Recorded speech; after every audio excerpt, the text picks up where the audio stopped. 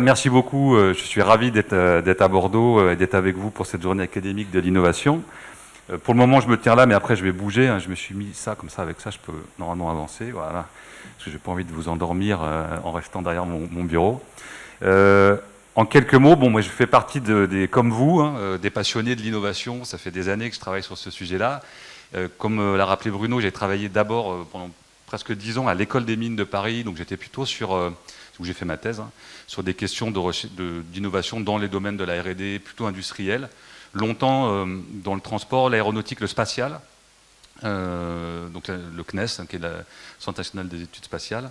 Et puis après, j'ai été nommé à l'université, j'avais envie d'aller à l'université en plus, sur un poste dans la santé. Donc j'ai travaillé depuis maintenant 10 ans, ça fait dans le domaine de la santé. Et c'est vrai que ça fait 4 ans que, dans le cadre de la chaire innovation publique, on a commencé à travailler avec la DGESCO, la Direction générale de l'enseignement scolaire, en particulier le bureau innovation pédagogique, et que ça fait 4 ans que en tant qu'enseignant aussi, évidemment la pédagogie, les innovations pédagogiques m'intéressaient, mais en tant que chercheur, voilà, c'est un peu plus récent que les autres expériences que j'avais. On n'a pas travaillé sur l'évaluation. Alors là, je vais présenter d'autres choses que l'évaluation, mais c'est vrai que c'est prévu que je vous parle un peu d'évaluation à la fin et d'actions qu'on a pu faire. La chaire innovation publique, elle, travaille sur des choses beaucoup plus variées, pas uniquement dans l'éducation, mais aussi sur les politiques sociales, sur l'intelligence artificielle, dans le cadre des services publics. Enfin, il y a beaucoup de choses que je ne vais pas développer là. Pourquoi je vous raconte un peu ça, c'est parce qu'en fait, j'ai fait le choix, on en a parlé un peu, comme vous allez avoir beaucoup d'exemples d'innovation pédagogique, de choses sur la pédagogie, j'ai fait le choix de vous présenter un peu quelque chose qui parle de l'innovation depuis là où je viens, quelque part, c'est-à-dire aussi son histoire dans le champ des sciences de gestion, du management, parce qu'en fait, l'innovation, ça fait un moment qu'on en parle, il y a beaucoup de travaux dessus, vous devez probablement le savoir. Et donc, je vais parler un petit peu de ça aussi. Voilà, faut pas être trop long, parce qu'après je vais dépasser. Et d'ailleurs, je m'étais mis mon chrono là, et je vois que j'ai déjà pas mis en route. C'est une erreur que je fais régulièrement en classe. Voilà, et après ça dérive. Donc, je me suis donné un programme assez ambitieux. On va voir, je vais peut-être accélérer par moment, parce que je voudrais partager avec vous des choses qui, bon, évidemment, m'intéressent. N'hésitez pas, alors on est nombreux, mais quand même, on peut essayer, on en a parlé hier. Si jamais vous voulez à un moment donné poser une question, vous levez la main, je le regarderai. J'aime bien, je préfère que ce soit, je pense comme vous, à mon avis, interactif. Après, c'est plus difficile quand on est nombreux comme ça. Je vais partir très rapidement sur des définitions générales, parce que je pense que c'est bien qu'on partage ça ensemble. Puis on va faire dans le point 2 une entrée un peu dans l'histoire, pour voir d'où vient en fait cette innovation et pourquoi aujourd'hui elle prend de nouvelles formes. Pourquoi j'ai voulu ajouter ce point 2 qui n'était pas forcément initialement prévenu dans ma tête?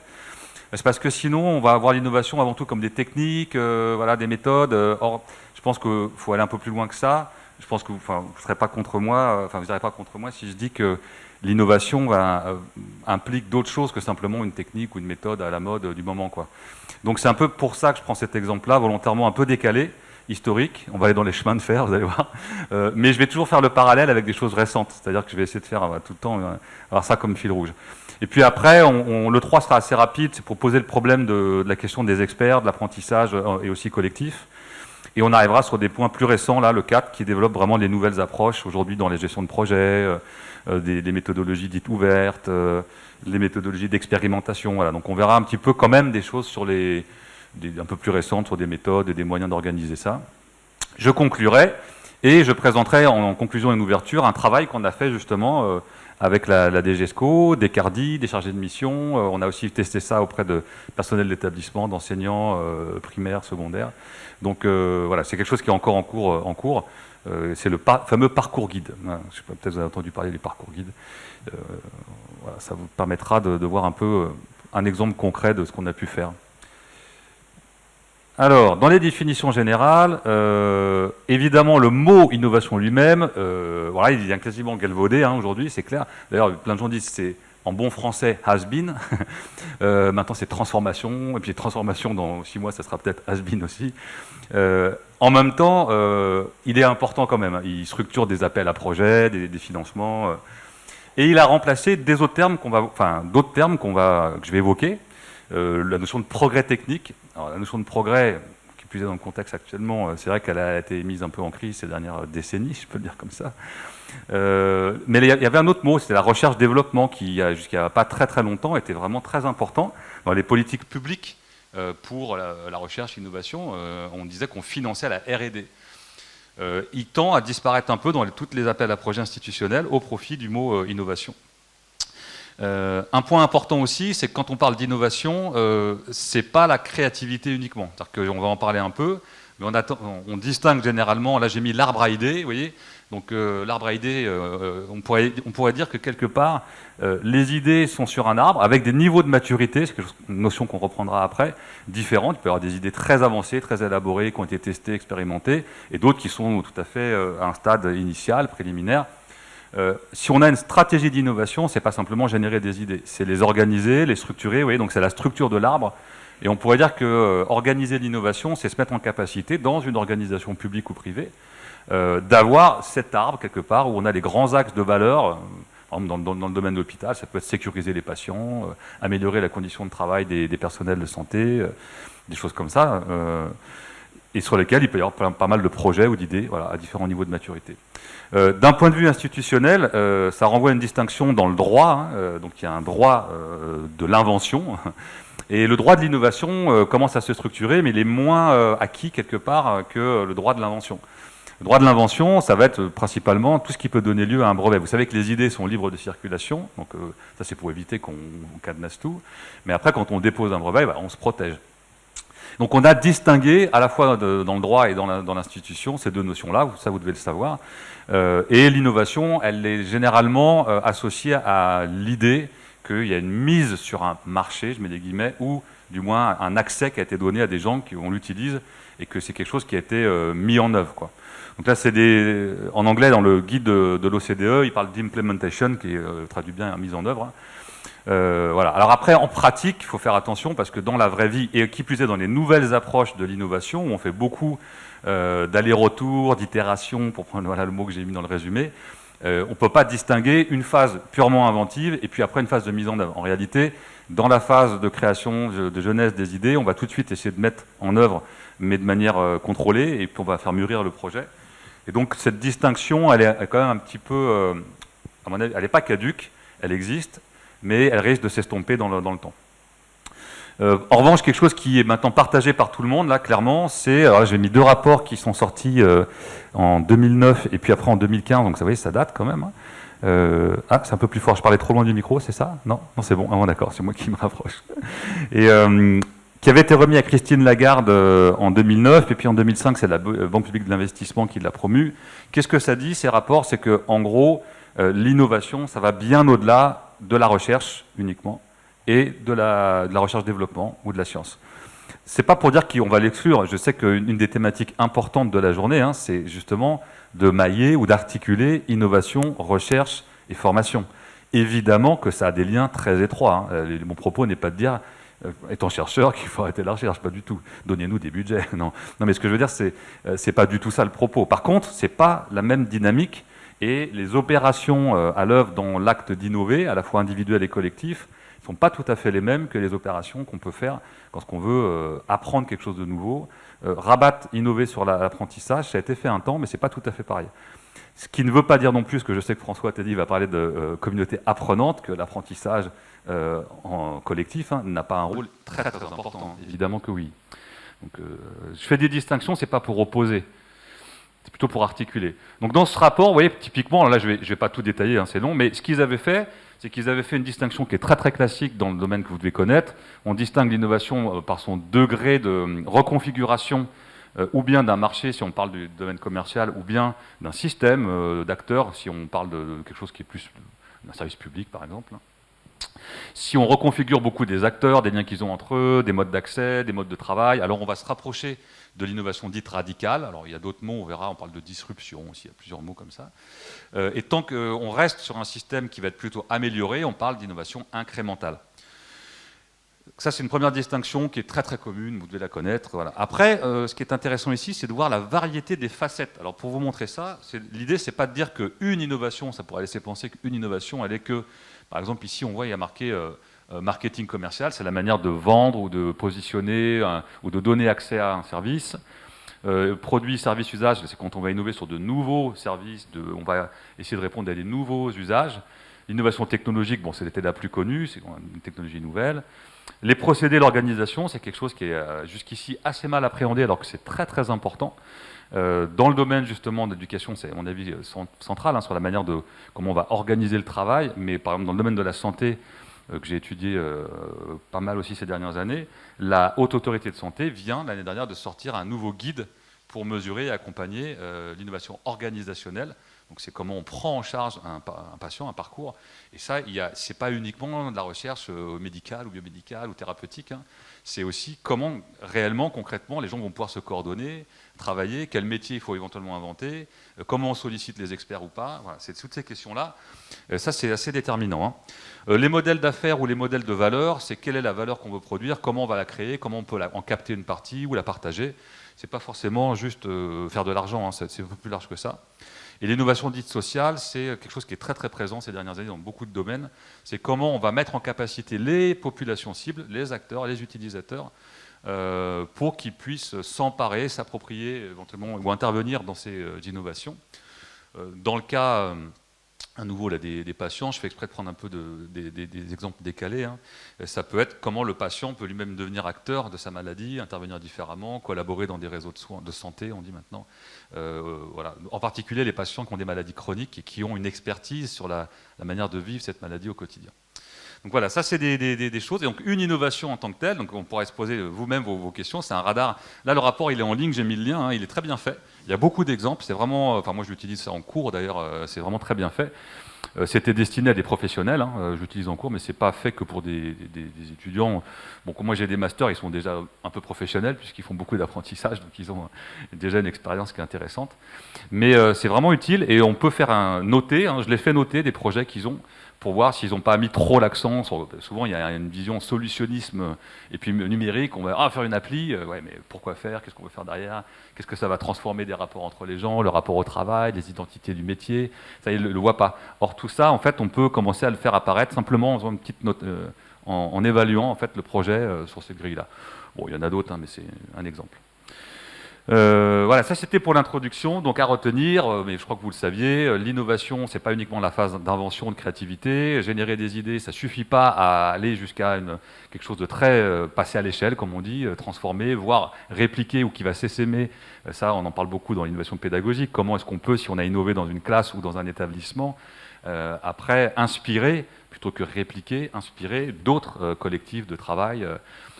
Ça, c'est des choses qui sont importantes. Et quand on parle de ça, il ne faut pas prendre uniquement la facette. Par exemple, on a mis une tablette numérique pour les enfants, parce qu'ils ont beaucoup parlé de ça, pour les élèves. C'est qu'est-ce qui se passe après comme modalité d'interaction dans la classe? Qu'est-ce qui se passe dans la manière d'agencer les îlots de travail ou les groupes?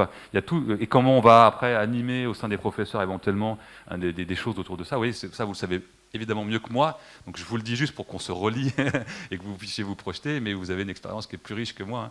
Là-dessus, je pense que vous pouvez imaginer des choses bien plus précises. Donc ça, c'est un premier temps, donc pour dire que c'est riche, il y a plusieurs facettes, et puis il y a des différentes maturités. Là, c'est mon petit passage, justement, pour vous montrer pourquoi, en fait, aujourd'hui, quand même, on a besoin de réinventer la manière de penser l'innovation. Mais si je vous dis ça sans introduire qu'est-ce que c'était un peu avant, même si vous pouvez peut-être en avoir une expérience, ça risque de faire un peu bizarre. Donc je vais faire un petit détour historique, et je reviens sur ces notions de progrès technique. C'est-à-dire qu'aujourd'hui, quand on parle d'innovation, évidemment que tout le monde a en tête, on va faire un lab. Enfin, c'est pas tout le monde, mais bon, beaucoup de gens, on va faire un lab. D'ailleurs, l'éducation nationale a fait son lab 110 bis, avec lesquels on a pu échanger, qui est très sympa, mais tout le monde veut d'un lab, un lab d'innovation, un Fab Lab aussi, un Fab Lab. Les Fab Labs, mais c'est très intéressant, ça ramène de la manipulation. Enfin, moi, pareil, quand je dis ça, c'est pas pour dire qu'il n'en faut pas. Je trouve ça très intéressant. Mais ce qui est intéressant, c'est que qu'est-ce que c'est que ces lieux-là, ou ce qu'on appelle des tiers-lieux aussi, qui sont très encouragés? C'est des espaces un peu intermédiaires. Généralement, il y a une ou deux personnes qui tiennent ce lieu-là, pas beaucoup plus, qui vont gérer l'accueil, la réservation, éventuellement des machines, des choses comme ça, des fournitures. Et puis, il y a plein de gens qui viennent de l'extérieur, qui peuvent venir. Alors là, ça dépend si le lab... qu'est-ce que c'est exactement d'ailleurs dedans? Est-ce qu'il est privé, public ou pas, associatif? Mais il peut y avoir des labs privés dans lesquels les gens viennent un peu en freelance sur des projets, travailler. Alors ce qui est intéressant, c'est que, vous voyez là, si on regarde ça, donc il y a une mise à disposition d'outils, des gens qui sont des indépendants, qui viennent éventuellement travailler en groupe dessus de manière temporaire, ils ne sont pas embauchés par le lab. Hein. La force de ces labs, moi je travaille beaucoup sur les living labs, c'est qu'ils sont peu de permanents et qu'ils ont des projets parfois avec beaucoup de monde, mais les gens sont pas, ils viennent sur projet. Alors, ça questionne, hein, bien sûr, en termes de qu'est-ce que c'est que ces formes de travail. Mais ce qui est intéressant, c'est que si on prend les ateliers de fabrication, regardez, la deuxième moitié du 19e siècle, en Angleterre, c'est quasiment, je ne vais pas dire la même chose, mais c'est très très très proche. C'est-à-dire qu'on a des machines-outils qui sont donc, la propriété de ces entreprises capitalistes de l'époque qui sont naissantes, hein, sur lesquels viennent en gros des freelances, hein, des contrats de louage de travail. Ils ne sont pas embauchés à l'époque, au début, du tout, par ces grandes manufactures. Hein. C'est vraiment vers la fin seulement du 19e siècle qu'ils vont être embauchés. Et d'ailleurs, ils voient plutôt ça comme une régression sociale et une atteinte, le salariat comme une atteinte aux libertés, puisqu'ils sont organisés par corporations, en particulier en Angleterre, où ils ont des grandes traditions de métiers très pointus, hein, sur les montres, sur l'horlogerie, sur les jewelry, là, les bijoux, quoi, voilà. Et ces gens viennent travailler sur projet avec leurs outils. Hein. Je parlerai un petit peu de Taylor rapidement, mais Taylor, une des premières choses qu'il va faire dans ses travaux, il va imposer des pelles avec des formes de pelles pour la houille, parce que chacun vient avec ses pelles et ils ne veulent plus qu'ils prennent leurs outils. Donc vous voyez, ce qui est intéressant, c'est qu'on a quand même quelque chose qui est très proche dans les modalités d'accès, d'organisation, de travail, des Fab Labs. D'ailleurs, le mot Fab, fabrication, rappelle cet imaginaire des ateliers de fabrication avant la grande industrie, quoi. Alors justement, on peut se dire, qu'est-ce qui s'est passé entre les deux? Il n'y a rien de nouveau. Pourquoi est-ce qu'on revient à des formes quasi milieu du 19e? C'est un peu étrange. Alors justement, l'idée, c'est de vous dire qu'il s'est passé beaucoup de choses et que la plupart des théories de l'innovation et des méthodes de l'innovation, et des manières d'organiser l'innovation au XXe siècle, ça n'a pas été fait sur les ateliers de fabrication, mais ça a été fait sur d'autres formes qui vont se structurer au XXe siècle précisément et qui posent des problèmes. Là, je m'appuie sur un cours d'histoire des techniques, qui a été fait par Armand Hatchuel, qui était maintenant un certain moment, mais mon directeur de thèse, qui est un ingénieur de l'école des mines, qui était au centre de gestion scientifique de l'école des mines, et qui d'ailleurs là a pris sa retraite il n'y a pas très longtemps, et des travaux de collègues Benoît Velle et Pascal Lemasson, qui ont beaucoup travaillé, parce que c'est des ingénieurs, hein, sur cette histoire des ingénieurs, de l'innovation et des formes d'organisation de leur travail, de l'invention. Alors généralement, quand on regarde l'histoire, on présente souvent les chemins de fer. Je vais aller vite, hein, vous inquiétez pas, mais c'est quand même pour prendre un peu de recul. On monte cette première ligne, là, Stockton-Darlington, 1825. Il y en a une en 1823, mais qui n'est pas vraiment commerciale. Et on dit, ah, voilà, c'est la révolution industrielle, la deuxième, c'est incroyable. Ce qui est vrai, hein, c'est incroyable, on voit les gens, ils marchent, il y a des chevals. Mais on ne parle pas en bon français à nouveau, back-office. Qu'est-ce qui s'est passé derrière? En fait, ce qui s'est passé derrière, avant d'arriver là, il y a des décennies, voire des siècles avant d'y arriver. C'est que c'est pas du tout comme ça. Donc vous savez déjà que ce qui est sous-jacent, c'est une nouvelle technologie. Et en fait, c'est pas vraiment une nouvelle technologie, c'est même une nouvelle source d'énergie. Et c'est ça qui est très... Et aujourd'hui, une source d'énergie nouvelle qui est en train de transformer beaucoup, c'est la puissance de calcul, on peut faire un parallèle, hein, dans l'informatique et le numérique, hein, qui est une source d'énergie quelque part autre, mais un peu pareil. Mais de la même manière qu'une puissance de calcul, sans avoir des logiciels, sans avoir quelque chose, des applications qui vont donner de la valeur à cette puissance de calcul, il n'y a rien. De la même manière, avoir une nouvelle source d'énergie, ce qui est repéré très tôt, hein, alors j'ai mis Denis Papin, mais à vrai dire, cette source d'énergie, elle est repérée par Héron d'Alexandrie au 1er siècle après Jésus-Christ, et qu'il a déjà traité sur les pneumatiques. Il est repris aussi par d'autres au XVIIe siècle, par d'autres personnes. Mais j'ai mis Denis Papin, comme qui est très connu en France, hein, et qui va produire quelque chose qui commence à installer l'idée d'un piston, mais il ne va pas aller beaucoup plus loin, et puis ça ne marche pas bien. Il fait surtout le digesteur, qui est en gros une cocotte minute. Hein. Mais ça va être Savary, Newcomen, des gens qui sont dans d'autres problématiques de terrain, pour pomper l'eau dans les mines. Ils vont commencer à se dire, mais peut-être cette énergie-là, elle peut être utile à créer du mouvement. Et longtemps, tout simplement, le mouvement, il est vertical, il n'est pas horizontal. Donc on ne pense pas, pour vous dire qu'il y a des fixations dans l'esprit des gens, on ne pense pas que ce mouvement qui est vertical, qui pompe de l'eau, pourrait faire un mouvement horizontal pour se déplacer. Alors même que pourtant, on a Ferdinand Verbis, qui est un jésuite incroyable, qui part en Chine. Il y a eu un reportage sur Arte que je recommande sur lui, qui est assez fantastique, qui avait fait des dessins dès 1672 d'un prototype de véhicule sur Terre qui est ému par de la vapeur. Donc c'est-à-dire que vous voyez, les véhicules à vapeur, ça date quand même d'il y a très longtemps. Mais c'était juste un dessin dans ces livres. Là, on le voit pas bien. Là, ça a grillé. Là. On voit un prototype de William Murdoch. Alors là, pour le coup, qui est beaucoup plus avancé et qui montre un prototype de locomotive et qui va être le premier qui va être après commercialisé. Et ce qui est intéressant, c'est que les gens qui vont le faire, c'est donc il y a Watt qui va améliorer la machine à vapeur, qui est très connu, mais il y a surtout Boulton qui est quelqu'un qui n'est pas du tout un ingénieur. Et ça veut dire que dans l'innovation, on voit bien là pourquoi je vous raconte ça, c'est qu'on voit que là il y a une source d'énergie. Avant qu'elle devienne utile, il se passe quasiment plus de 100 ans ou 100 ans. C'est pas utile. Entre une énergie et une énergie utile, c'est différent. Puis une énergie utile, donc on a un mouvement. Avant qu'elle devienne installée, donc on parle d'innovation, on a dit sur un marché, que ça soit vendu, il se passe encore des dizaines d'années. Et pour que ça se passe, il faut qu'il y ait Boulton, qui est un homme d'affaires, qui rencontre Watt, qui lui est un ingénieur, un scientifique même plutôt, qui a pas du tout envie de vendre son truc, il n'en a rien à faire. Qui lui-même avait rencontré Black avant, qui était un scientifique fondamental sur la théorie de la chaleur. Donc on voit que c'est des choses qui sont très longues, les gens ne se rendent compte pas. Alors pourquoi ça se passe en Angleterre et pas en France, par exemple? Parce qu'ils ont un milieu très original dans lequel il y a ce qu'on appelle les Lyttonfield Societies, donc c'est pour literary, donc littéraire et philosophical, donc des sociétés ouvertes, les gens se rencontrent et ça mélange des profils très variés, donc des gens qui viennent des lettres, des gens qui viennent de la politique, de la science. Elles existent toujours. Une des plus connues, c'est la Lunar Society, qui existe toujours, qui est ouverte. Et c'est dans ces lieux-là qu'ils vont se rencontrer. Donc il faut un milieu très original. Mais il faut un milieu, donc ça, on a voulu le faire quand on pense au pôle de compétitivité, au cluster. L'innovation, notamment publique, c'est longtemps pensé comme il faut créer ces milieux, les districts industriels au début, en prenant le modèle sur les Italiens. Il y a eu beaucoup de travaux pour essayer de faire que les gens se rencontrent. Quelque part, quand on va animer un territoire académique, il y a cette idée de faire rencontrer des gens avec des profils différents. Ils vont pas se faire, les rencontres ne vont pas naturellement. Elles peuvent se faire de manière informelle, mais pas de manière systématique après. Donc on voudrait qu'ils se rencontrent, mais en même temps, qu'est-ce qu'ils vont se dire? Alors, ce qui va être très très important, c'est que, regardez ici, il y a une statue, pas petite en fait, importante. Et à votre avis, qu'est-ce qui tienne au milieu là? Je ne sais pas si vous avez levé la main, mais on se demande, est-ce qu'ils tiennent par exemple un contrat? Non, c'est pas un contrat. Ce qui tiennent, ce sont des plans. Et en fait, le langage technique du plan, c'est à cette époque-là qui va se structurer.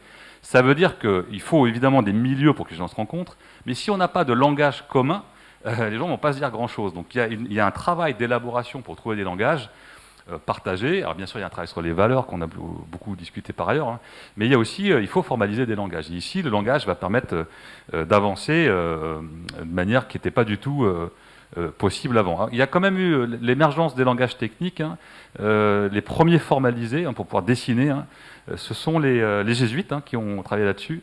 Et dans les abbayes, parce qu'ils étaient cénobites, ils allaient se mettre dans les monastères un peu à part, ils avaient besoin d'échanger les trouvailles qu'ils avaient pour organiser le sol, pour tout ce qui était circuit hydraulique, choses comme ça. Et donc ils avaient créé un langage technique pour pouvoir communiquer. Donc vous voyez, c'est amusant, des fois ça naît, on ne sait pas toujours où. Ce qu'on voit aussi, c'est des nouveaux experts quelque part, parce que ce qui va permettre de faire ça, c'est pas que de l'intelligence collective, au sens où on a laissé les gens, on a fait des beaux dessins, mis des post-it, il n'y avait pas de post-it. C'est pas que ça. C'est-à-dire qu'il faut quand même de l'expertise. C'est-à-dire que vous n'avez pas, on en parlait encore hier soir, vous n'avez pas la locomotive s'il n'y a pas des gens qui produisent une connaissance. Donc là, il y a quelque part, il y a de la recherche. Alors c'est une recherche qui n'est pas, vu qu'on est encore à une époque où elle n'est pas encore institutionnalisée comme elle l'est aujourd'hui. Il y a évidemment des académies, mais il faut créer des institutions. Et alors, par exemple, ici, vous avez George Stephenson et Robert Stephenson, le père et le fils. On dirait qu'ils ont le même âge, mais non, mais c'est le père et le fils. C'est les photos qui créent cet effet-là. Et en fait, eux, ils vont se dire, mais il faut créer des nouvelles écoles, en fait. Il faut créer des nouvelles institutions. Il faut qu'on puisse instituer ce savoir. Et ils vont créer l'institution, la première, des Mechanical Engineers. Donc on va inventer un nouveau métier, quelque part. Les ingénieurs existent depuis longtemps, mais pas sous cette forme-là. Donc ça, c'est assez intéressant de voir que l'expertise, elle est vraiment présente. Elle doit s'organiser. Et on peut faire le parallèle, par exemple, pour le meilleur et pour le pire, vous allez sûrement me faire oh, mais les écoles qu'on a dans le numérique portées dans le privé, hein, mais aujourd'hui, moi ça me questionne, hein, dans du supérieur, comme l'école 42 ou des choses comme ça, c'est des choses qui se passent, je prenais l'exemple numérique, un peu de cet ordre-là, hein, c'est qu'on voit apparaître des nouveaux métiers, et les expertises se créent dans des institutions qui ne sont pas toujours celles qu'on attendait. Alors ce qui est assez amusant, c'est que là, on a aussi le premier transfert technologique. À l'époque, le pays en voie de développement, ce sont les États-Unis. Les États-Unis, ils n'ont pas de technologie, c'est avant tout des farmers, des fermiers. Et ce qui se passe à nouveau, c'est que donc le père, George, va aller aux États-Unis, il va créer la première locomotive avec eux là-bas, qu'ils vont évidemment appeler l'America, évidemment, ça c'est obligé, locomotive à bielle. Et ce qui est fou, c'est de voir là, comment ils vont se diffuser aux États-Unis. C'est-à-dire que les États-Unis, là on a une courbe dite isochrone, donc en une semaine en partant de New York, on pouvait faire ce trajet-là. Et si on prend un peu plus de 50 ans après, on a multiplié par, je ne sais pas, vous regardez, la 4, 5, la distance qu'on peut faire, alors qu'il y a les Appalaches, alors qu'on est en pleine crise du 73 à 96, la grande déflation, comme on l'appelle maintenant, c'est la grande dépression. J'espère qu'on ne va pas en vivre une comme ça, là, nous, là, mais bon, en tout cas, voilà. Et on voit qu'il y a là, c'est comment dire, les ventes de locomotives qui s'effondrent plusieurs fois parce qu'on subit des crises, on sort de la guerre de sécession, on enchaîne avec une grande déflation, vous voyez, c'est très compliqué, et malgré tout ça, ils arrivent à avoir des résultats, à innover. Là, c'est une courbe où on voit la réduction de la consommation, donc c'est une sorte de vision du progrès sur les moteurs, hein, des machines à la vapeur. Et c'est quasiment ce qu'on voit. Moi, j'ai travaillé longtemps avec par exemple, des firmes qui font des turbines pour les hélicoptères. Et c'est les mêmes formes de courbes de la R&D. C'est-à-dire qu'on est déjà sur une forme de R&D qui se structure. C'est assez fabuleux. Donc, on se dit, mais comment ils font? Parce qu'ils vont créer un nombre de locomotives qui est incommensurable par rapport aux Anglais. Les Anglais, c'est tout petit, c'est une île. Les Américains, ça va être énorme. Alors, comment ils font? C'est là qu'intervient quelque chose qui est une innovation dite organisationnelle. C'est-à-dire que quelque chose qui n'avait jamais existé, jamais. Alors là, aujourd'hui, on parle des labs aujourd'hui, hein, les labs d'innovation, mais à l'époque, ce n'est pas des labs qu'on crée. Enfin, si, quelque part, c'en est, mais ce n'est pas les innovation labs, c'est les research labs. On invente les bureaux d'études ou les bureaux de R&D, hein, qui n'avaient dans le monde jamais existé dans l'histoire de l'humanité. C'est-à-dire que vous allez voir que ça va être des mastodons, hein, c'est pas un petit truc, c'est quelque chose qui va complètement reconfigurer la manière d'organiser et de créer et d'inventer à plusieurs au XXe siècle. Parce que ça va inspirer plein de... Pas que les locaux, là je comprends les locaux, mais vous allez voir, ça va se diffuser partout. Donc je vous renvoie, là, si ça vous intéresse, à des travaux que mes anciens collègues des mines ont fait beaucoup là-dessus. Hein. Et vous voyez, ça c'était les Anglais, hein, rappelez-vous, donc c'est un peu le Fab Lab. Et qu'est-ce que font les Américains? Ah, ça fait rien à voir. Hein. C'est les rues de Rome versus les rues de New York, hein, Manhattan. En fait, là, déjà, dans celui d'avant, les Anglais, ils conçoivent et ils fabriquent en même temps, il n'y a pas une séparation. Ici, on a séparé, là, il n'y a que la conception. Et donc on a quelqu'un ici qui est en train de dessiner des pièces. Il dessine que des pièces nouvelles. Une fois qu'il les a dessinées, il les stocke dans le début des premiers systèmes d'information, si je peux dire.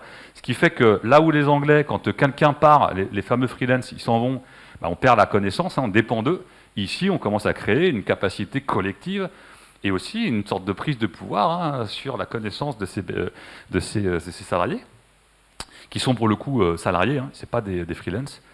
Et ici, on a une personne qui récupère les plans une fois que c'est fait et va les emmener de l'autre côté à la fabrication. Donc on a séparé les deux. Et ça, c'est vraiment quelque chose qui va être structurant au XXe siècle dans toutes les organisations, de séparer l'idée qu'on aura des cellules où on va réfléchir et après on va mettre. On voit bien qu'aujourd'hui, c'est en tension. C'est-à-dire qu'on a besoin d'aller très vite faire beaucoup plus tôt. Hein, mais c'est à cette époque-là qu'on se sépare. Parce que ce modèle qui est là, il va devenir énorme. C'est-à-dire qu'au début, ils prennent exactement le même modèle que les Anglais. Ils sont trois. Baldwin, qui est le fondateur de la firme, plus 2 personnes, hein, qui sont des resident engineers, donc des ingénieurs qui restent, qui font les dessins. Ils sont 3 là, quand ils commencent à faire ça. Et après, ils vont recruter que des concepteurs, et le bureau d'études, à la fin de la période, vous voyez, ils sont pas loin de 500 personnes à ne faire que du dessin. Qu'est-ce que ça permet de faire en termes de performance? J'aurais fini là-dessus. Au début, ils sortaient simplement 37 locaux par an, ils en font 1217 par an à la fin de la période. Vous vous rendez compte l'impact que ça a dans l'organisation? C'est colossal. Hein. En termes de modèles, ils avaient 12 modèles, ils ont 118 modèles différents. Alors, évidemment qu'ils vont normer, créer une grammaire des objets, des catalogues, ils vont inventer le cahier des charges qui n'existait pas. C'est-à-dire un langage structuré, dans lequel on dit au client, vous vous exprimez avec nous, et on a toute la capacité derrière à organiser, parce qu'on sait, quand vous vous exprimez dans notre langage, ce qu'on va pouvoir faire derrière.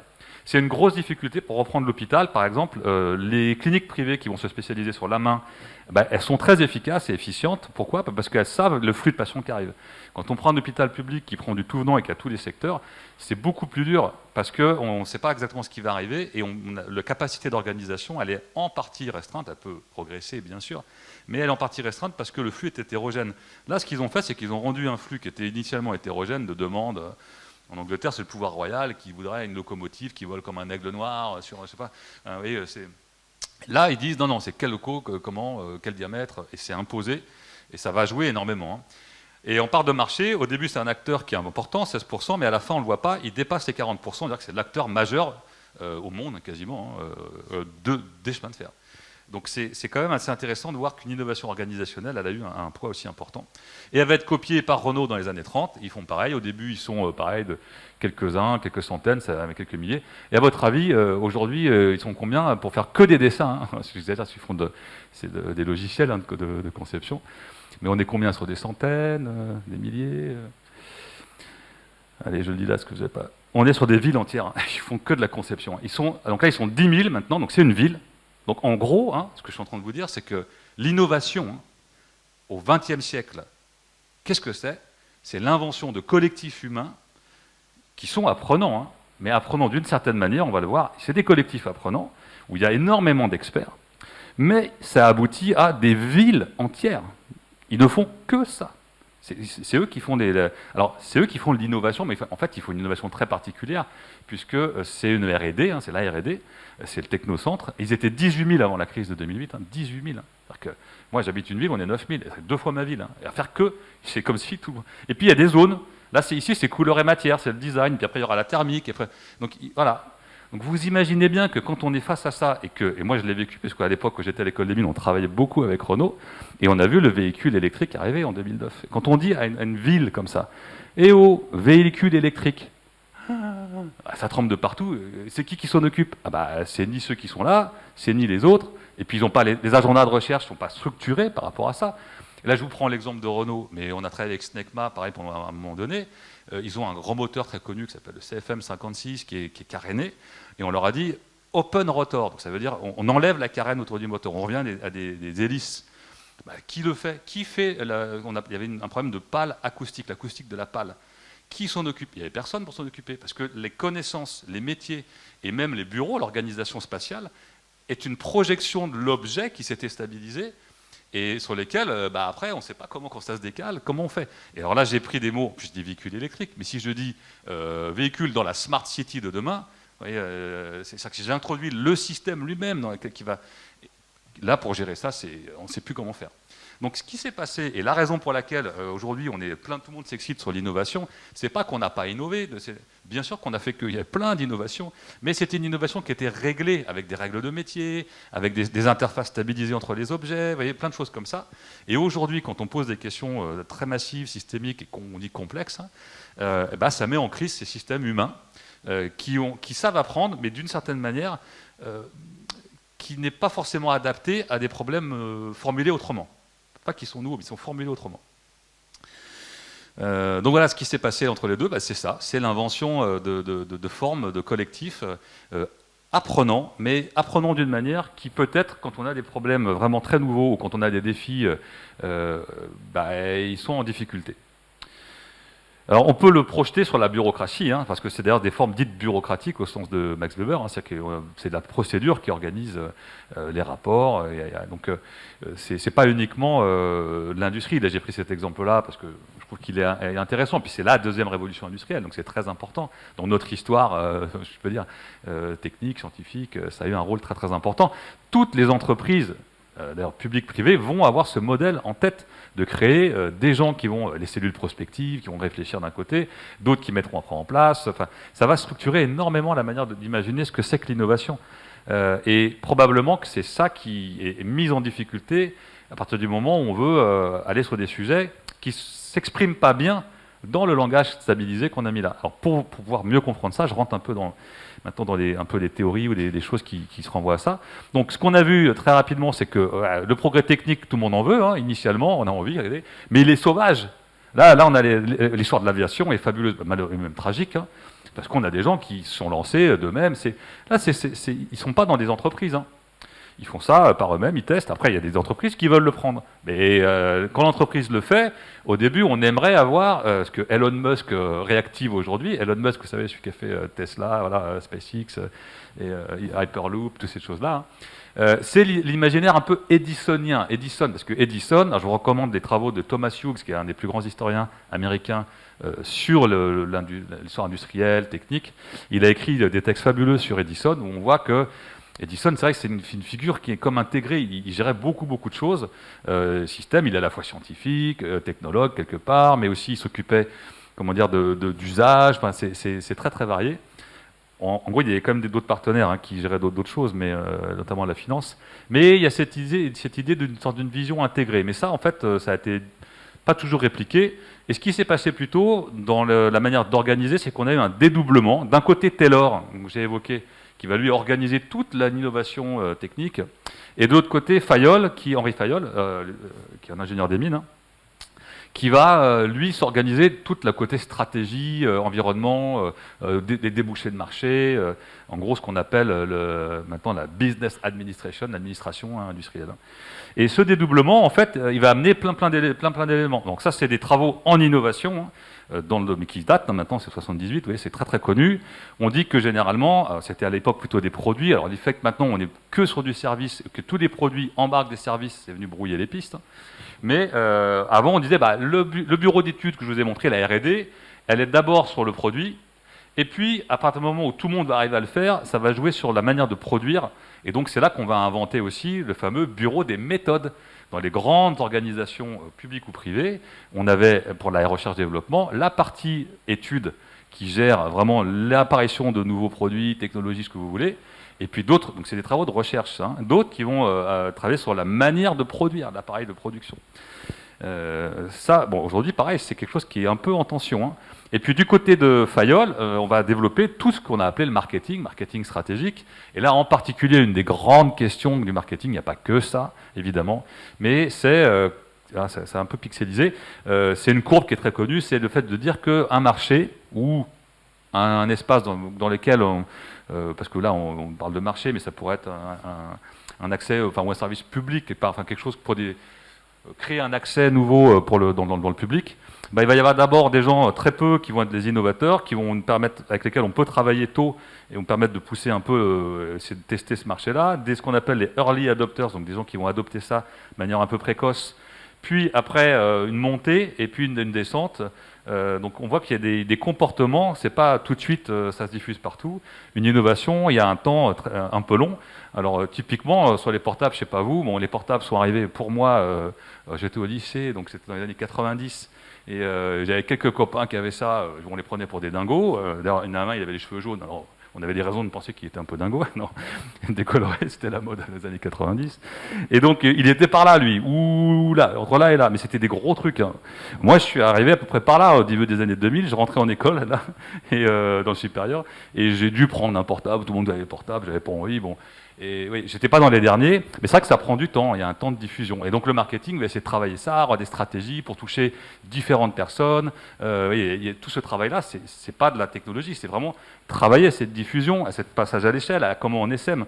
Donc je pense que pour vous, ça peut évoquer, c'est-à-dire que dans un établissement, je pense qu'il y a des profs, peut-être vous, ou des personnels d'établissement, où ils sont là, ils ont envie, une innovation, ils veulent s'en emparer. D'autres collègues qui vont rapidement arriver autour, je veux bien essayer ton truc, et puis après, pour arriver à convaincre une majorité un peu précoce, ça va peut-être être un effort un peu différent. Et puis alors là, ici, on peut se heurter à quelque chose arriver à l'avoir. Là, c'est pas tout le monde n'arrive pas à faire tout ça, hein, on se heurte à des problèmes différents. Donc c'est vrai que l'idée de ce que dit le marketing, c'est qu'il faut avoir des stratégies en fonction des comportements et à qui on a affaire. On ne pourra pas les traiter de la même manière. Donc ça, c'est des, oui, des recherches aussi qui vont essayer d'améliorer un peu cette manière d'avancer. Ce qu'on voit aussi, c'est de se dire, ah mais en fait, dans le temps, on dit que c'est nouveau, mais après ça se banalise, et puis autre chose qui arrive, ça se banalise, et autre chose qui arrive, ça se banalise. Et donc il y a une notion, on parle en anglais, alors, en français c'est difficilement traductible, de dominant design, c'est dans une architecture, une conception dominante, voilà. On stabilise, typiquement dans le portable. Bah, moi, à l'époque, j'avais un petit Nokia là, qui faisait un petit bruit de grenouille que j'adorais quand il sonnait. Et il était tout petit, parce que initialement, à cette époque-là, début des années 2000, ce qu'on voulait, c'était des portables qui devenaient de plus en plus petits, moins lourds, avec une grande autonomie. Voilà. Et quand est arrivé l'iPhone, la première fois, typiquement, j'en ai pas acheté, je n'en ai toujours pas d'ailleurs, mais après, il y a eu les smartphones. Mais c'est vrai que il était énorme. Il n'avait pas beaucoup d'autonomie, il était lourd, on se disait mais qu'est-ce que c'est? Et longtemps dans le catalogue Fnac il était classé, je crois que c'était 8 ou 10, enfin, il était assez bas, hein, il n'était pas du tout dans les premiers, parce qu'il n'y avait pas encore toute la valeur qui est apparue après. Et c'est généralement ce qui se passe, quand on a une technologie ou un service, il apparaît, il a des petits défauts, on l'améliore, et puis on est vraiment en train de faire des efforts colossaux après pour améliorer, et chaque pas coûte de plus en plus, c'est de plus en plus dur en termes de conception pour améliorer ce truc-là. Et en parallèle, on ne sait pas par où, parce que là on met une courbe, mais en fait il y en a plein de courbes, il y en a plein, et il y en a une à un moment donné qui démarre, elle est moins bonne, mais à un moment donné, elle va dépasser l'autre, et après c'est trop tard. Et donc en fait, et après c'est fini pour celui qui était ici. Donc il y a des entreprises, typiquement Kodak, quand le numérique est arrivé, le numérique au début était moins bon, il y avait des pixels, il s'est dit non mais moi je suis meilleur, je reste, et résultat après ça a fait très mal. Donc ça c'est plein d'exemples, donc beaucoup de travaux dans mon domaine, ça a été d'étudier ces phénomènes dans le temps, de dynamique, et de dire mais comment on fait. En gros, l'innovation, et ça on le savait depuis Schumpeter, je vous ai mis, j'adore, bon bien sûr Don Quichotte, c'est une référence, voilà. Mais là, c'est l'idée de destruction créatrice, c'est-à-dire que ça crée des choses, ça détruit. C'est pas forcément d'ailleurs toujours positif pour tout le monde, hein, clairement pas. Et il y a quelque chose quand même d'ambivalent. Hein. Et donc ça, la disruption ces dernières années, c'est quelque chose qui a été beaucoup discuté, parce qu'on dit oui, mais l'innovation, on peut se faire disrupter. Qu'est-ce que ça veut dire? En fait, il y a quelqu'un qui arrive complètement par ailleurs, on l'avait pas vu. Et voilà, typiquement nous, l'enseignement supérieur, en ce moment, on s'inquiète.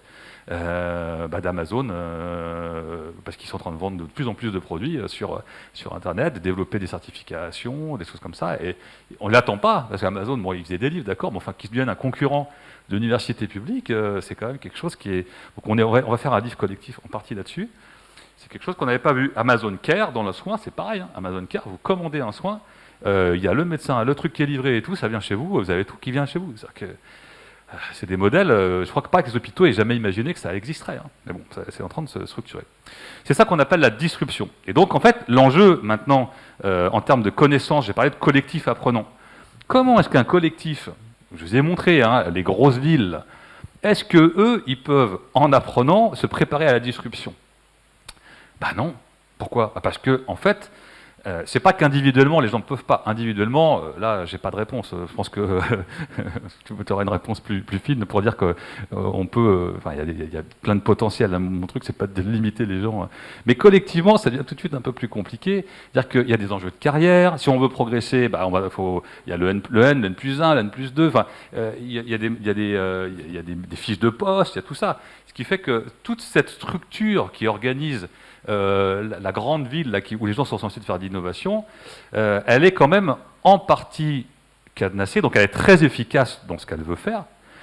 J'ai un souvenir, typiquement, moi j'ai beaucoup travaillé avec la SNCF, de parler avec les directions innovation et recherche, là, où ils avaient des travaux de recherche, et c'est parmi les meilleurs au monde, hein, vraiment, en modélisation de quoi?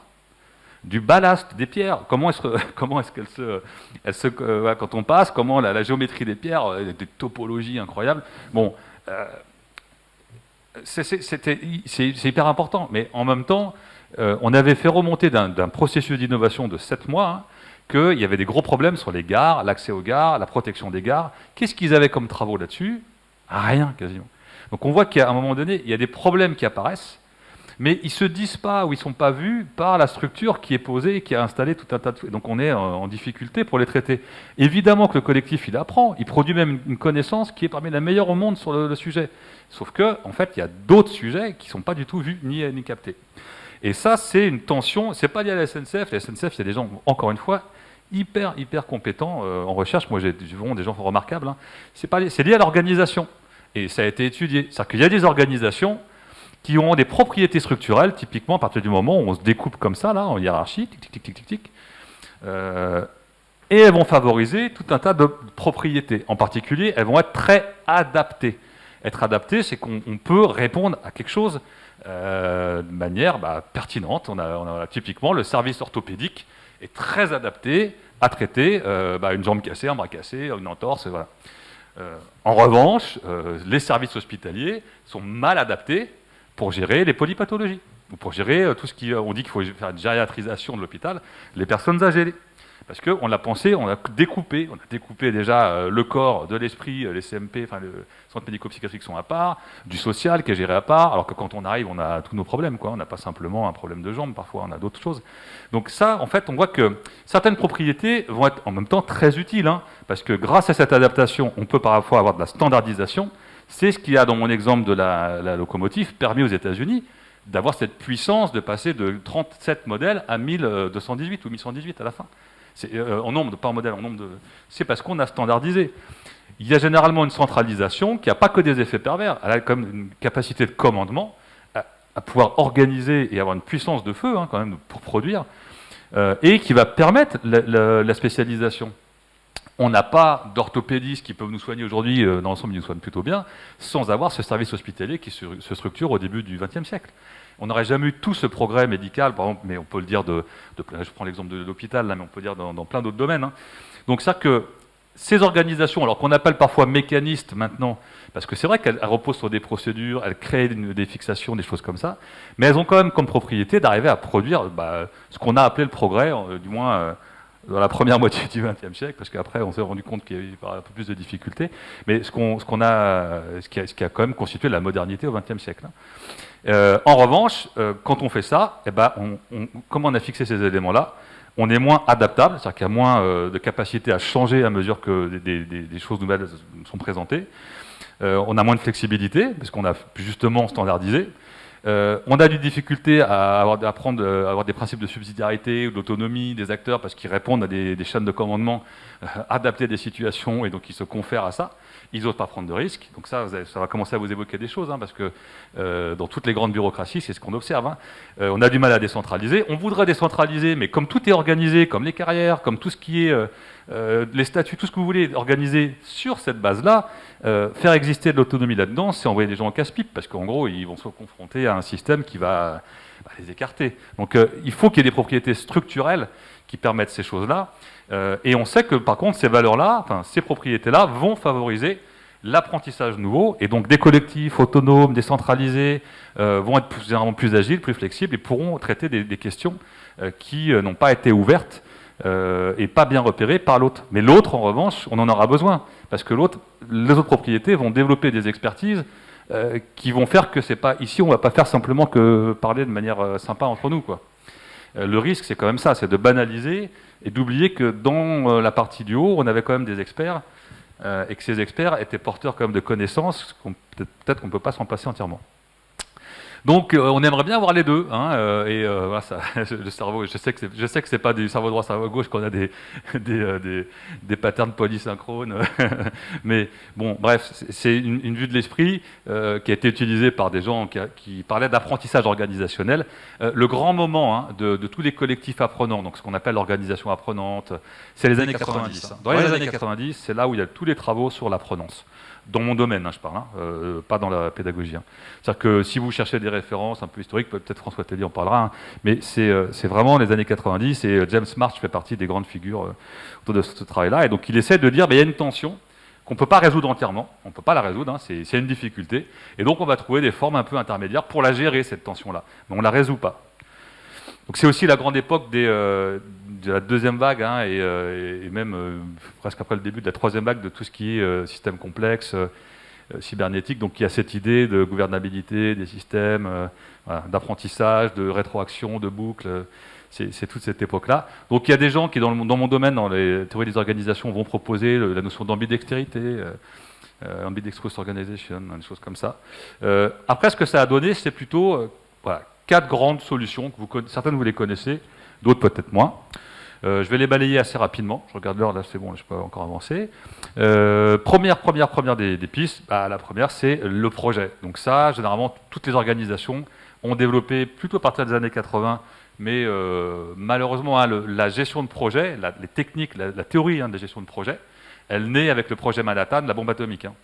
Donc lors de cette, c'est à la suite de cette guerre, enfin de ces bombes et de ces travaux de recherche qu'on va avoir la création hein, de l'Institut de la gestion de projet hein, au niveau mondial, et les premières méthodes de gestion de projet vont naître là-dessus. C'est pas anodin, hein, parce que ce qui est le vrai enjeu de la gestion de projet, c'est pas d'innover, c'est de gérer des processus très complexes, multi-acteurs, et où il faut contrôler les risques. Donc un projet n'a pas été inventé initialement vraiment pour innover, mais plutôt pour contrôler des risques. J'ai un collègue à Polytechnique qui me dit toujours oui, mais quand même, ils exploraient. Donc lui, il défend l'idée que le projet peut être un projet d'exploration. Il a des arguments intéressants, hein, donc on peut nuancer mon propos là. Quand même, de manière dominante, le projet, c'est plutôt utilisé pour gérer les risques que pour explorer des choses. Mais bon, on doit pouvoir quand même définir quelque chose de plus large, loin de nuancer. Donc un projet, bah, généralement, il faut rappeler ça, vous voyez bien, c'est du multidisciplinaire. Donc on essaie de combler le côté silo, expert, en mettant des gens... donc on va dire la base en innovation, si vous n'avez pas une équipe pluridisciplinaire, ou avec plusieurs regards, c'est presque même pas la peine d'y aller quelque part, parce que bah, vous allez probablement répéter ce que vous savez déjà faire. Ça, c'est vraiment la base. Hein. Ici, il y a aussi l'idée de mettre, il faut un sponsor assez élevé, c'est-à-dire que si vous n'avez pas, pour ce projet-là, comment dire, sachant que l'organisation, elle est là, hein, derrière, que les gens qui sont là construisent leur carrière dans des silos, qui sont évalués par des N+1 ici, voilà, chacun. Si vous n'avez pas, au minimum, c'est quasiment une règle mathématique, un N+2, un ou une, hein, qui va sponsoriser, comme on dit, soutenir le projet, pour faire un peu de français quand même. J'ai entendu qu'il y avait quand même des gens de lettres modernes ici, donc je ne veux pas... donc soutenir le projet, bah, très vite, les gens qui viennent de ces départements ou ces métiers-là ne viendront plus. Parce que si on n'a pas quelqu'un là ici qui est capable de dire si c'est important, oui, vous comprenez bien le système. C'est des effets de système ça à nouveau. Hein. C'est des effets de système. Donc voilà. Donc les projets aujourd'hui, qu'est-ce qui se passe? Bah, longtemps c'était. Là j'ai pris un nuage de mots sur Internet. Alors il est en anglais, mais vous voyez time, cost. Donc le temps. Généralement on dit qu'on a qualité, coût, délai en projet. On gère donc qualité, c'est les risques aussi. On est bien sûr d'avoir ce qu'on voudrait. Donc vous voyez qu'il y a déjà une tension avec innover, parce que quand on veut innover, ce n'est pas forcément ce qu'on voudrait. Mais là, on gère les risques. Coût, on gère l'enveloppe budgétaire qui nous a été donnée. Et délai, on respecte le temps qui nous a été imparti. Donc on arrive sur des choses que vous devez connaître, des diagrammes de Gantt, voilà. Ça sort des silos, mais ça reste quand même très contrôlé. Il y a des gens qui, dans les années 80-90, ont essayé de réfléchir à comment on peut combiner projet et innovation. Et ils ont été très très influents. Pourquoi je vous en parle, c'est que toutes les organisations, par exemple, privées et publiques, ont voulu après s'organiser comme ça, donc avoir un entonnoir de l'innovation. C'est quoi l'entonnoir? C'est l'idée qu'on va avoir plein d'idées au début, hein, des idées, et on va prendre les meilleures, et puis on va passer à travers des comités de pilotage, qu'on appelle des gates. Donc à chaque fois qu'on aura un gate, un comité, un copil, hein, on va dire est-ce que go, on continue, ou kill, on arrête. Après, on les a appelés les innovation killers parce qu'en fait, ils tuaient 80% des idées dans les 2 premiers gates. En gros, comme c'est nouveauté, est-ce que c'est nouveau, et faisabilité, quand vous rajoutez faisabilité, bah, d'un coup, avec l'état des connaissances. Parce qu'évidemment que là, dans les gates, donc dans les comités de pilotage, les gens qui viennent évaluer, c'est une évaluation sommative, c'est pas une évaluation qui aide à améliorer les solutions, on dit oui ou non.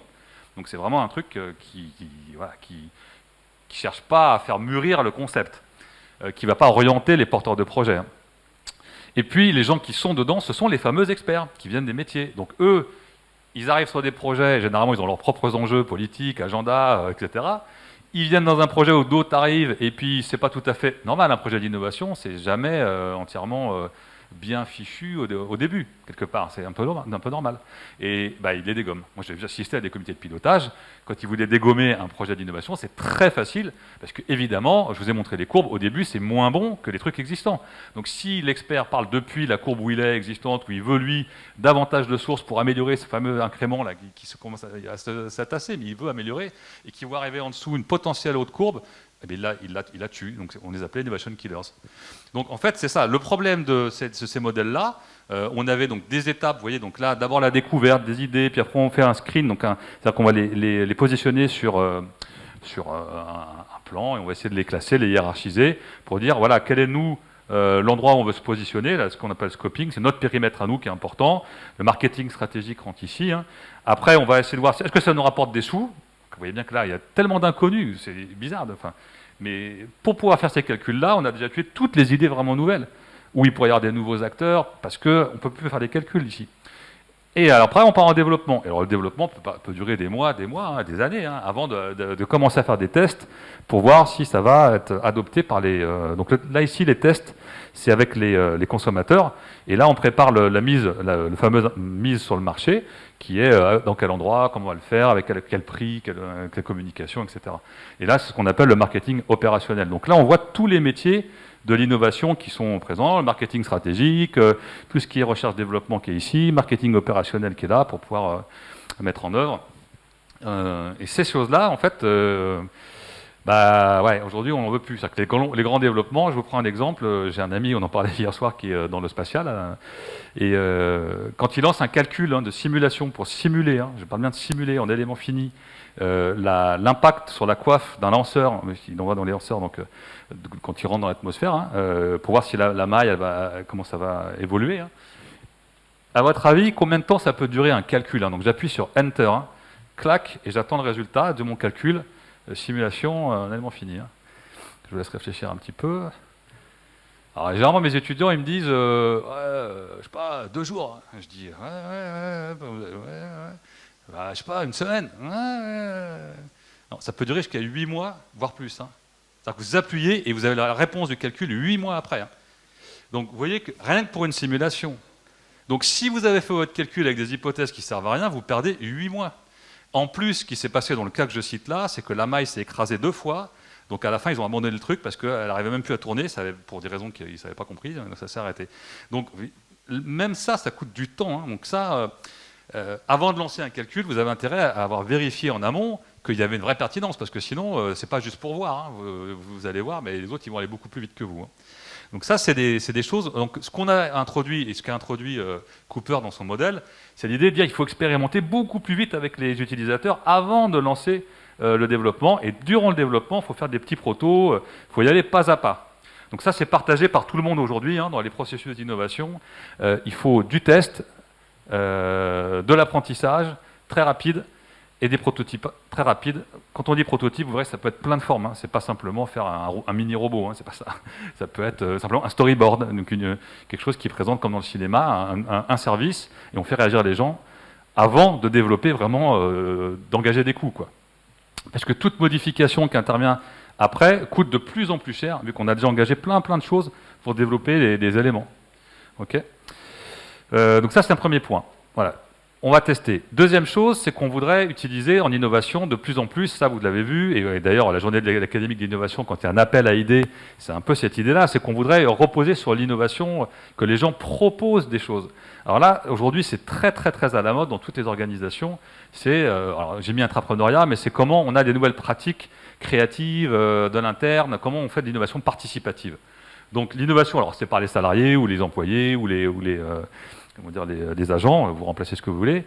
Ça, c'est très en amont. Alors, il y a carrément des programmes entiers qu'on appelle parfois après innovation collaborative, où on peut avoir soit de l'appel à projet, c'est ma question d'hier que je posais à Bruno, ou de l'innovation en continu au fil de l'eau. Je sais que dans les CARDI, vous avez différentes modalités peuvent exister. C'est des modalités qui permettent effectivement de recueillir à un moment donné ou en continu des projets qui viennent d'une communauté qu'on doit après animer, évidemment, ça vous le savez. Et l'animation, c'est ça. Ici, ils mettent différents rôles.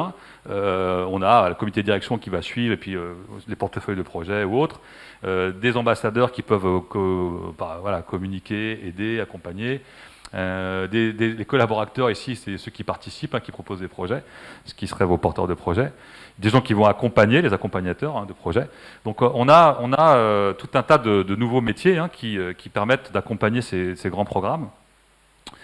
Mais il n'y a pas que ça, hein. Donc là, à nouveau, ça brûle un petit peu, si je n'avais pas vu.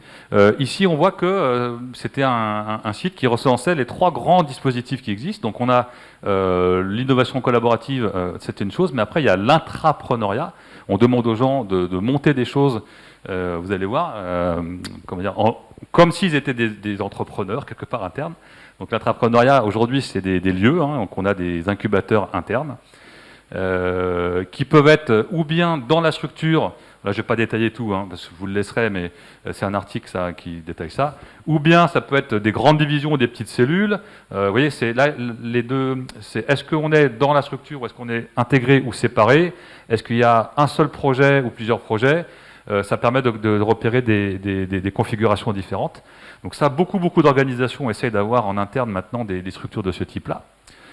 Pour répondre à cette difficulté que si on demande aux experts dans les métiers que la structure, ils ne vont pas arriver à amener vraiment et apporter des idées nouvelles.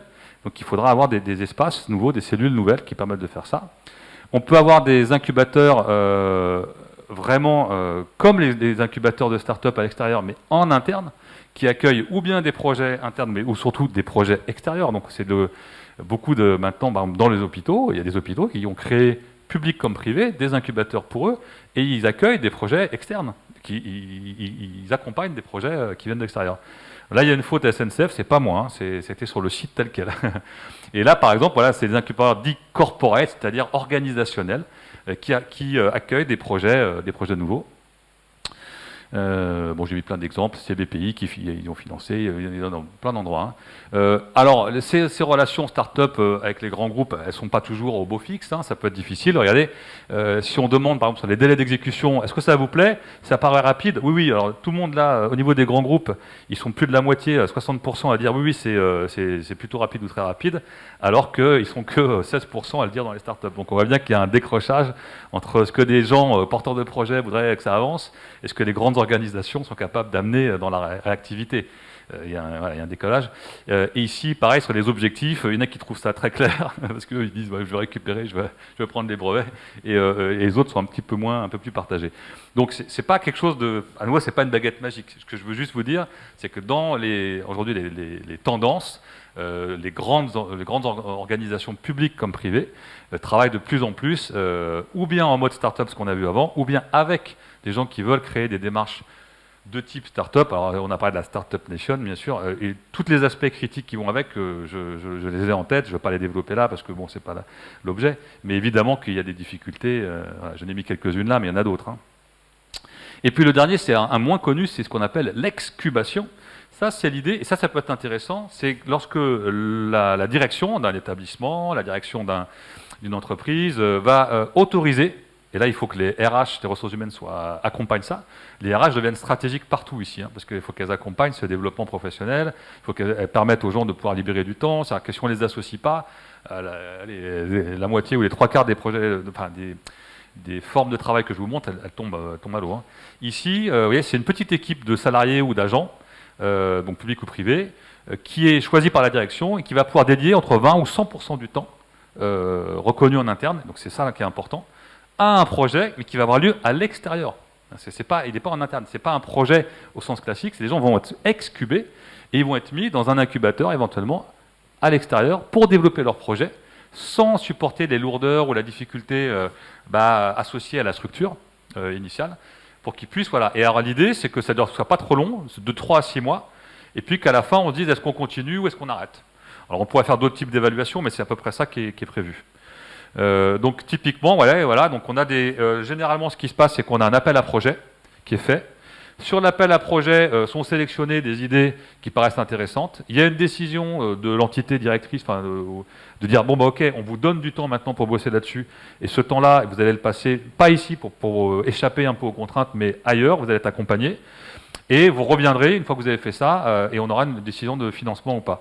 Et ce qui se passe, c'est que généralement, on va essayer de trouver 2 ou 3 clients ou partenaires pour pouvoir mener, par exemple, si on dit on continue, on est excubé, on continue. Après, on va utiliser toute l'expertise, justement, on va essayer, parce que c'est pas facile, d'utiliser l'accompagnement et l'aide d'experts internes, cette fois-ci, pour pouvoir aller plus loin et avec des partenaires, pour voir si après, vraiment derrière, il y a une création de quelque chose de complètement nouveau, Ou est-ce que, alors il y a marqué unité business parce que c'est c'est un article là qui vient de gestion et qu'on parle d'entreprise, mais ça pourrait être un nouveau département, une nouvelle structure, une nouvelle cellule qui va être porteuse de ce service. Vous voyez, c'est en 2 étapes, enfin même 3 avec le début, l'appel à projet, la sélection. Vous êtes excubé, vous êtes accompagné de manière en dehors des difficultés de la structure, et vous revenez dans un premier temps pour dire est-ce qu'on continue ou pas. Si on continue, on peut approfondir, utiliser des expertises si les experts acceptent de venir, ce qui n'est pas toujours le cas.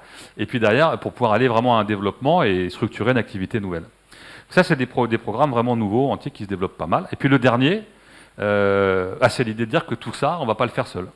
Alors ça, c'est vraiment une tendance massive. Hein, on ne peut pas innover sans l'extérieur. Alors, les modèles d'innovation ouverte, ils ont été développés dans les années 90. Hein, nous, je vous dis, reconnus et publiés au début des années 2000 par Henry Chesbrough, qui est très connu. Il parlait d'innovation ouverte. En anglais, la Open Innovation.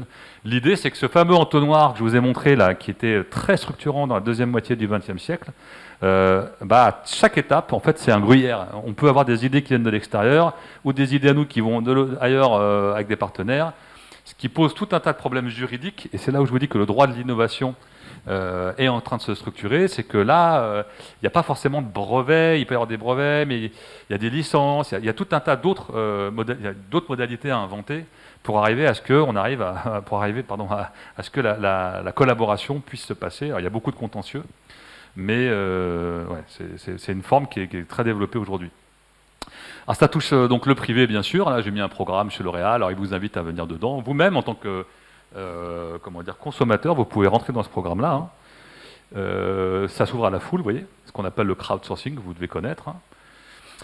Alors, il faut inventer, bien sûr, des plateformes. Ces plateformes, il y en a tout un tas de nouveaux qui apparaissent pour gérer des communautés en ligne et les maintenir, avoir des interactions avec eux, les rémunérer, les reconnaître selon les contextes où on est. Hein.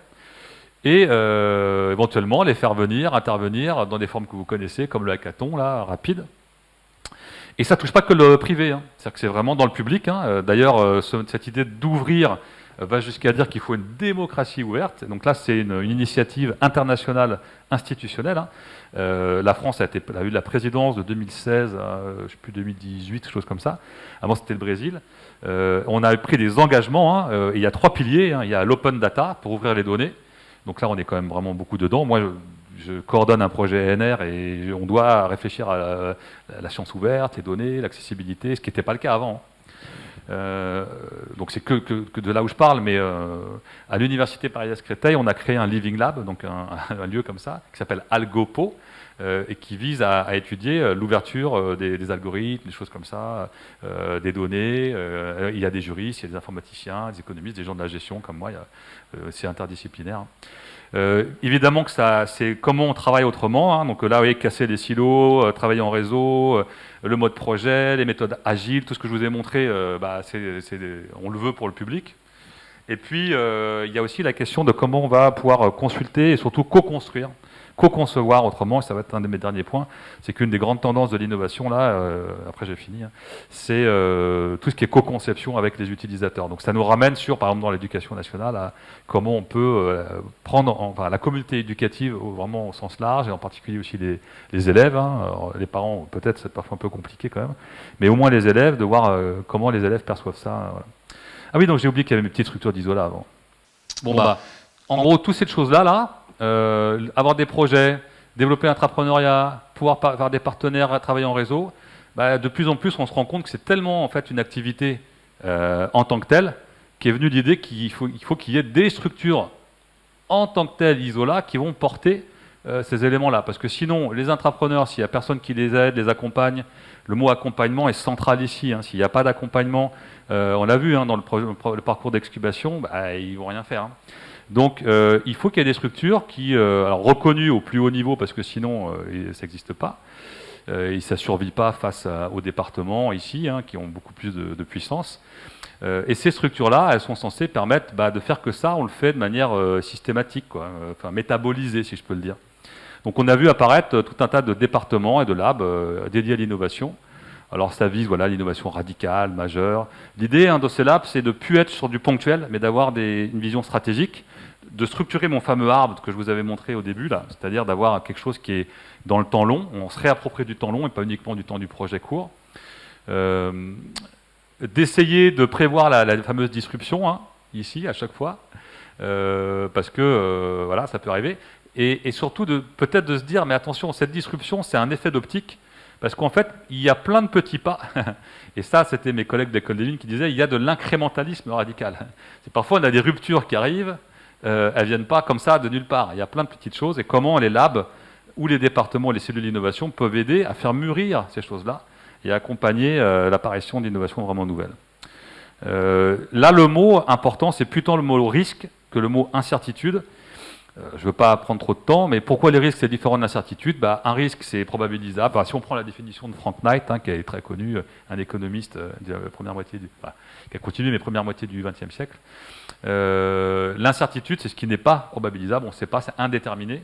Et lorsqu'on peut mettre un calcul de probabilité, on est sur du risque. Dans l'innovation, dans les phases initiales, on n'est pas dans du risque parce qu'on ne sait pas ce qu'on va faire encore, c'est indéterminé. Et ce n'est pas les mêmes organisations, les mêmes processus pour pouvoir y faire face. Et du coup, ces labs qui ont une capacité plus de long terme, qui vont avoir plusieurs projets, qui vont avoir des gens qui vont rester, qui vont acquérir des compétences, pourraient, selon certains auteurs, notamment Gina O'Connor, là, qui est très connue, permettre de gérer cette incertitude-là. Donc ils auraient un mandat, un cadre spécifique pour faire ça. On choisirait à la direction un directeur ou une directrice qui aurait cette capacité aussi individuelle d'autoriser les gens, des fameuses propriétés que j'ai évoquées tout à l'heure, l'autonomie, la flexibilité, le fait qu'on puisse prendre des risques ou du moins affronter la certitude, qu'elle soit bien repérée et qu'elle puisse s'interfacer avec les autres métiers, qu'on ait des outils et des processus dédiés. Bon là c'est une wish list comme on dit en bon français à nouveau, on a une liste de souhaits de Noël, on aimerait qu'il y ait tout ça, le créer c'est un peu compliqué. Ce qui est très important aussi, je parlais d'évaluation, c'est que les métriques, la manière dont on évalue ces lieux-là soient adaptées, parce que si on évalue ces lieux-là avec des critères de la structure, ça les tue tout de suite, hein, parce qu'ils vont créer des choses un peu différentes, et il faut qu'on arrive à caractériser la valeur qui est explorée, sinon ça ne dure pas. Ce sera le même problème que les 80% d'idées qu'on tuait dès les premiers comités de pilotage dans les processus de type linéaire là, que je vous ai montré. Hein. Alors tout ça, ça suppose que collectivement, il y a évidemment de l'apprentissage, mais il n'y a pas que l'apprentissage, il y a comment on arrive à faire exister de l'exploration de la découverte, comment on peut créer des programmes de maturation, donc d'enrichissement des idées, et puis voilà, de mise en œuvre. Ça, j'avance un peu parce que je vois que c'est bientôt la fin. L'incubation, moi, c'est des choses sur lesquelles j'ai beaucoup travaillé. Et c'est un peu ça que je vais vous montrer. Incuber, c'est quoi? Ça veut dire qu'on a des lieux, des espaces où les projets, on les amène, non pas pour dire go or kill, comme tout à l'heure, mais pour dire qu'est-ce que vous avez fait, qu'est-ce qui était bien fait, qu'est-ce qu'il faudrait faire encore, et construire un programme, si possible personnalisé, d'accompagnement. Et là, ça rejoint quand même, à mon avis, les cellules Cardi, je les perçois un peu comme le JPL de la NASA, moi. J'ai étudié le JPL de la NASA, c'est pour ça que je le mets là. C'est comment on accompagne pour faire mûrir des projets pas à pas. C'est pas simplement dire c'est bon, c'est pas bon, c'est faisable, c'est pas faisable. C'est pas, en fait, quelque part, le mandat des cellules d'innovation quand on les perçoit aujourd'hui. Donc là, j'ai mis cet exemple-là parce qu'il a inspiré en particulier, voilà ce que je vais finir là-dessus, le parcours guide. Donc pour résumer tout ce que j'ai dit, il y a un gros changement de vision là, début du XXIe siècle. Ça a été de passer d'une vision plutôt linéaire, avec des étapes dans lesquelles il y avait des idées. Voilà, il fallait sélectionner les bonnes idées, donc on évaluait, on sélectionnait. L'évaluation était avant tout sommative, est-ce qu'on y va, est-ce qu'on n'y va pas, mais avec des connaissances existantes et non pas des nouvelles connaissances à explorer. Aujourd'hui, on dit, ah non, mais il faut organiser non pas que cette convergence, mais il y a une phase de divergence collective. Individuellement, on fait toujours, en gros, de la divergence-convergence, divergence-convergence. Ça, pareil, mon collègue, M. Tagu, vous dira que, enfin, je ne sais pas s'il en parlera, mais genre, en psychologie de la créativité, c'est les années 30, hein, donc on en a depuis longtemps. On sait que il y a des choses de ce type-là. Je simplifie, hein, mais collectivement le faire, c'est autre chose, parce que ça veut dire qu'on accepte qu'il y ait des budgets qui soient donnés pour diverger, qu'on accepte qu'il y ait des résultats pas au début, voilà, qu'on ait pris des risques, qu'on soit peut-être trompé. C'est pas tout à fait pareil qu'individuellement. Donc collectivement, ça c'est quand même compliqué. Et aujourd'hui, voilà, on organise non plus des entonnoirs, mais plutôt ce qu'on appelle des diamants. Un diamant, c'est-à-dire qu'on reconnaît qu'il y a de la divergence et de la convergence collective. Ça donne des modèles de ce type-là, donc il peut y avoir plusieurs diamants hein, à la suite, et un des plus connus, c'est le double diamant qui est là, qui vient des Anglais, qui a été très structurant chez eux dans l'action publique, justement, hein, pour les programmes d'action publique, les hôpitaux, mais aussi scolaires, des choses comme ça, hein, pour travailler avec les communautés. Et on voit que d'abord, ils ont un premier diamant où on va diverger, parce que généralement, quand on a une idée, on est persuadé d'avoir une bonne idée, d'avoir fait le bon constat, et que les besoins, on les a bien compris. Et ça, déjà, moi j'accompagne beaucoup de projets, quand un porteur de projet arrive, voilà, mais si c'est ça, je l'ai vu. Ah, mais comment tu l'as vu? Ah bah, je le vois, hein, je le ressens, hein, j'ai l'habitude, hein, d'accord. Alors, tout ça, on l'accompagne, on le pose. Et puis après, on fait un travail de formalisation sur c'est qui les parties prenantes qu'il y a autour, quelles données tu as vraiment, est-ce que tu as comme observation, je ne dis pas forcément des données quantitatives, hein, sur ce que les gens vivent. Et c'est différent de... Généralement, on va très vite dans ces projets-là à dire, ils aimeraient faire ça. Donc on leur donne des objectifs tels que nous, on imagine. Mais en fait, qu'est-ce qu'ils vivent vraiment à partir de là? Est-ce que tu as des données sur ce qu'ils vivent? Et ça, souvent, ça manque, les données qu'on appelle de vie réelle ou expérientielle. Ça, dans la santé, c'est les données de vie, données expérientielles, c'est de plus en plus important. Parce que c'est ce qui permet d'avoir des analyses systémiques là, assez poussées pour pouvoir comprendre que les besoins qu'on avait vus au début, c'était peut-être pas exactement cela, et on va pouvoir reformuler le problème avant de passer vraiment sur le comment. Donc là, what and why, c'est de quoi il est question, est-ce qu'on a vraiment pu explorer finement, est-ce que ce qu'on pensait initialement renvoie bien à une réalité vécue par les acteurs qu'on vise, et on le documente. Donc c'est là que l'évaluation, vous voyez qu'elle n'est pas go or kill, c'est une évaluation qui permet d'enrichir et de dire si ce qu'on a comme connaissance n'est pas suffisante, il faut aller l'acquérir. Ça ne veut pas dire on arrête l'idée, c'est pas du tout ça. Hein. Et puis derrière, on va éventuellement remettre de l'évaluation, mais pas sur la solution finale tout de suite, pas de l'évaluation d'impact qui peut intervenir là, mais bien en amont, avoir des méthodes de tests rapides qui permettent d'avoir des retours des utilisateurs ou de la communauté qui est concernée et de faire des ajustements. Et c'est ça, là c'est vraiment, là je suis à 1h12, j'avais dit 1h15, donc c'est ça en fait qu'on a travaillé donc, dans le cadre du parcours guide. Là je vous donne un exemple, alors, ça rejoint des travaux en design, hein, mais design pas des objets uniquement, hein, des designs de services, d'un service public, qu'on fait beaucoup dans la chaire, innovation publique. D'où la présence d'une école de design, hein, c'est qu'à tout moment, en fait, on a, pour affiner l'idée pour soi-même, comment on peut créer des maquettes digitales, maquettes qu'on appelle en blanc, papier, carton, comment on peut faire jouer des jeux de rôle. Dans la santé, avant de lancer des essais cliniques, on fait des choses comme ça, hein, des jeux de rôle. Comment on peut avoir du prototypage rapide, des expérimentations qui permettent de mesurer des choses un peu plus précises, c'est tous ces éléments-là. Là, juste, je fais de l'autopromotion, si ça vous intéresse, avec des collègues, on sort un livre là le 11 mars, donc c'est bientôt, hein, qui parle de toutes ces méthodes-là, et où l'expérimentation, elle vise vraiment à accompagner une transformation pas à pas. L'image qu'on a en tête, nous, c'est les métamorphoses d'Escher, je ne sais pas si vous voyez, où on voit se transformer... là, il y a une ville, après ça devient un papillon, puis ça change d'un petit bonhomme. Vous voyez pas ça là? Je ne l'ai pas mise là parce que c'est contrôlé, on s'est rendu compte qu'on n'avait pas le droit d'utiliser les images comme on voulait.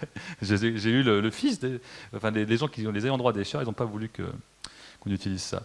Et donc dans le parcours guide, bah, c'est ça. En gros, donc là c'est ma conclusion vraiment finale. En fait, on a fait un travail avec la DGESCO et donc Cardi, des chargés de mission. Nouveau, c'était pluripersonnel, je peux le dire comme ça. Quand on dit, il y a un autre mot chez vous, je sais pour dire ça, mais je l'ai. Comment? Voilà, catégoriel, c'est ça. Voilà, c'est ça que c'était ça. Pourtant, je l'ai beaucoup entendu, mais c'est ça. Et après, on a testé avec différentes personnes, hein, des Cardi à nouveau élargis, mais aussi, je vous ai dit, des personnels d'établissement, des enseignants. Pas d'élèves. On n'a pas eu. C'était quand même pas tout à fait le moment. Après, il faudra voir, mais pour le moment, non. Et l'idée centrale, c'est de dire on va évaluer. On crée innovation et évaluation doivent avancer dans une logique de maturation et non pas de go or kill.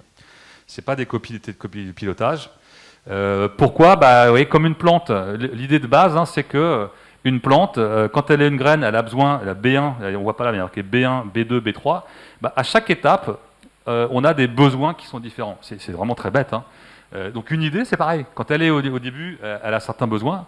Le projet a des besoins qui ne sont pas les mêmes qu'un projet, par exemple, qui est déjà intégré à un projet de recherche, par ailleurs, qui a déjà eu des résultats. Enfin, c'est une idée toute simple. Hein. C'est une idée qui a été travaillée à la NASA, hein, pour le coup, je l'ai découverte à la NASA, moi. Et donc, ça donne des méthodes. Ah bah, nous, ça saute de partout, là, les couleurs, on ne voyait pas bien. Sur mon ordinateur, on le voit bien, il y a des belles couleurs. Et donc, en fait, là, ce qu'on a fait, c'est qu'on a structuré avec ces gens-là. Donc, il y a eu plusieurs sessions de travail du groupe de travail. Et on a essayé de montrer qu'il y avait des paliers. Et que dans un projet qui arrive, par exemple, dans une cellule cardi, donc ça, c'est sur le site Innovatech maintenant, hein, le mini-site, c'est un mini-site.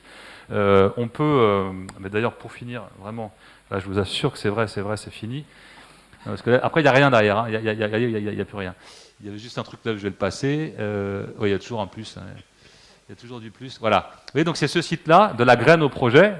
Donc comment on peut amener de l'innovation de manière pas à pas, tout en permettant des liens avec la recherche, hein.